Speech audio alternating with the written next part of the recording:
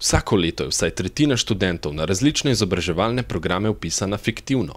To pomeni, da so se tja vpisali zaradi pravic in ugodnosti, ki jih prinaša študentski status in ne zaradi dejanske želje po izobrazbi. Vsem je skupno to, da so na tak ali drugačen način izgubili svoj status ali pa so tik pred tem. Da bi ga obdržali, se tako vpišejo na poljuben višješolski strokovni program, na drug univerzitetni ali visokošolski program ali pa kar na srednješolsko izobraževanje oziroma maturitetni tečaj. Ker gre za ločene prijavne sisteme, lahko status podaljšajo večkrat. Sledita zgodbi dveh v preteklosti fiktivno vpisanih študentov.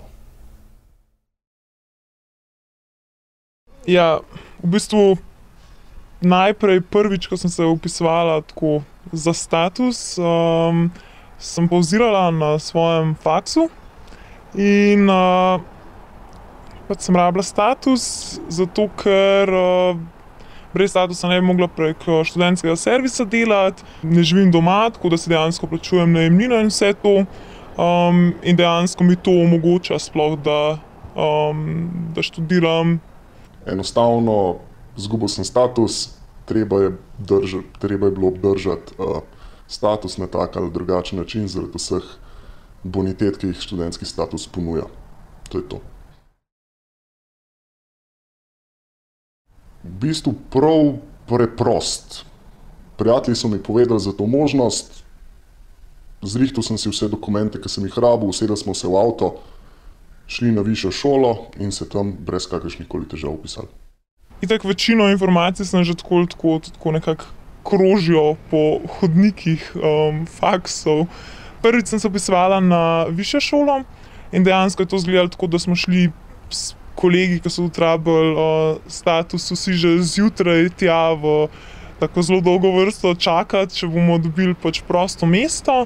Ta drugič sem se pa vpisovala v bistvu na izobraževanje odraslih, ki je pa potekalo vse čist prek telefonov in prek mailov. Jaz sem se pač pozanimala, če imajo prosta mesta, pa koliko dejansko so ti vpisni stroški.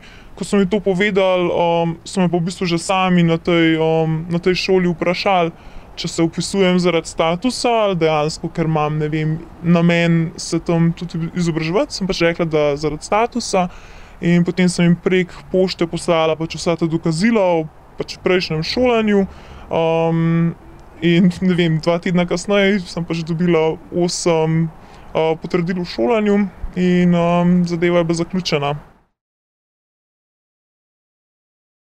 Takrat, ko sem se jaz vpisovala, ne vem, če so zadeve zdaj karkoli drugačne, ampak nihče ni preverjal, ali se mi vpisujemo zato, ker dejansko to želimo študirati ali zato, ker, ne vem, potrebujemo status.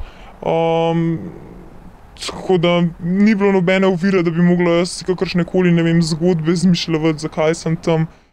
Ovire edine, ki so bile, pa še to ne glih ovire, je bila razdalja, ker sem se vpisoval v 3. roku, je bilo treba iti kar daleč, ker je samo tam bil še prostor.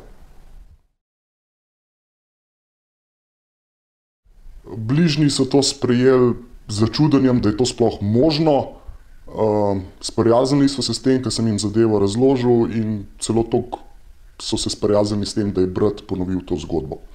Ustanove pa nekako tako, da ko smo mi prišli tja, so nas postavili v 2 vrsti, tisti, ki se mislijo resno vpisati, pa tisti, ki smo prišli tja samo po status. Tako da tudi ustanove so s tem seznanjene. Ja, zdaj na tisti prvi šoli, kjer sem bila dejansko osebno tam, se mi zdelo, no, sicer nikoli ni bilo tako glasno rečeno, ampak da se zaveda tega, da na zadnjem pač 3. roku, da se mesta polnijo najbolj zaradi teh vpisov študentov oziroma dijakov zaradi statusov, ampak ni bilo nobenih, ne vem, da bi karkoli tukaj probali oni preprečevati ali pa spraševati, zakaj in kako, tako da je zelo enostavno. Za ta drugi vpis, ki pa, tako kot sem rekla, je potekal čist prek mailov in telefonov, pa so dejansko sami vnaprej vprašali, tako da to ni bilo sploh nobene panike. Glede tako bližnjih, pa tudi ne, sploh med mladimi, tako se jih zelo veliko poznam, ki so se pač zaradi statusa nekam vpisali.